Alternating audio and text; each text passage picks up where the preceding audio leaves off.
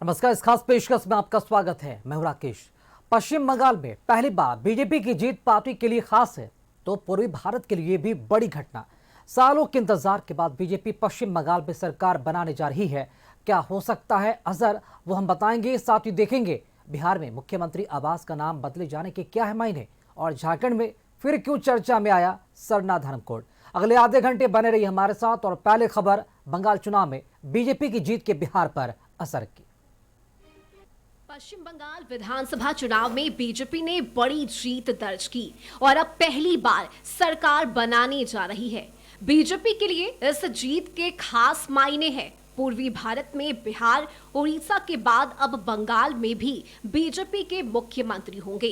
पश्चिम बंगाल में ममता बनर्जी की हार और बीजेपी की जीत का बिहार की राजनीति पर असर पड़ना स्वाभाविक है।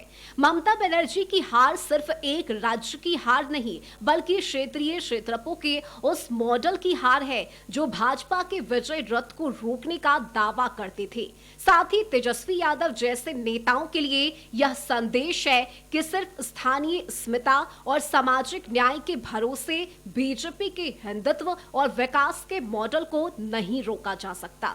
जो प्राइम मिनिस्टर ने कहा था कि बिहार से ही गंगा जाती है, गंगा सागर बंगाल में, वो ये इशारा था कि अब तो यहाँ फतह हो गया, इतनी बड़ी जीत हमने 18वीं विधानसभा चुनाव में ली, अब हमारा लक्ष्य वहाँ का है, लक्ष्य की पूर्ति हो गई है।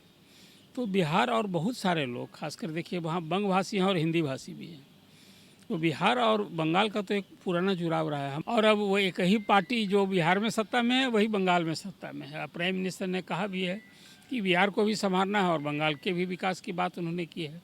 इसलिए जो सवाल है मौजूद है, सब जगह दोनों जगह उम्मीद की किरणें फूटी हैं। अभी अब ये भाजपा को उस कसौटी पर खरे उतरना है। जहाँ तक विकास का सवाल है तो व्यापार में पश्चिम बंगाल के साथ कंधे से कंधा मिला करके आगे बढ़ा जा सकता है, और गंगा नदी तो उसका एक बड़ा उदाहरण है कि कैसे गंगा नदी से बंगाल और बिहार दोनों प्रभावित होता है। व्यापारिक मार्ग गंगा के माध्यम से कैसे बेहतर किया जा सकता है। जहाँ तक सुरक्षा की बात है तो बांग्लादेश से उसकी सीमाएं मिलती हैं पश्चिम बंगाल की, और बिहार के सीमांचल भी जो हैं वो उस तरह से प्रभावित होता है।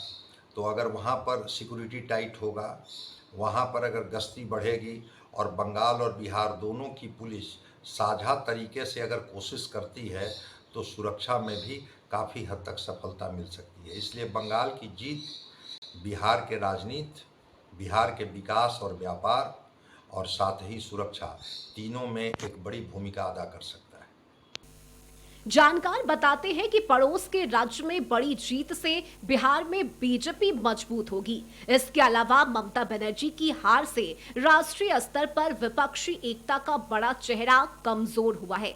क्षेत्रीय दलों, खासकर बिहार में आरजेडी के लिए चुनौती बढ़ेगी। सीमा पार से होने वाली तस्करी पर नकेल लगने की संभावना है। सीमावर्ती जिलों में घुसपैठ की समस्या पर रोक लग सकती है। घुसपैठ के खिलाफ ठोस और संयुक्त कार्रवाई होने की उम्मीद है, और इंफ्रास्ट्रक्चर साथ ही जल बंटवारे में बिहार को फायदा होने की उम्मीद है, और एनडीए नेता भी इसे सही बताने में पीछे नहीं। बिहार में किसी गेम चेंजर की जरूरत है कहाँ? यहाँ तो 20 वर्षों से अगर एक छोटे से कालखंड को छोड़ दें तो यहाँ एनडीए की सरकार पहले से ही है। इसीलिए बिहार में मैं ये कह सकता हूँ कि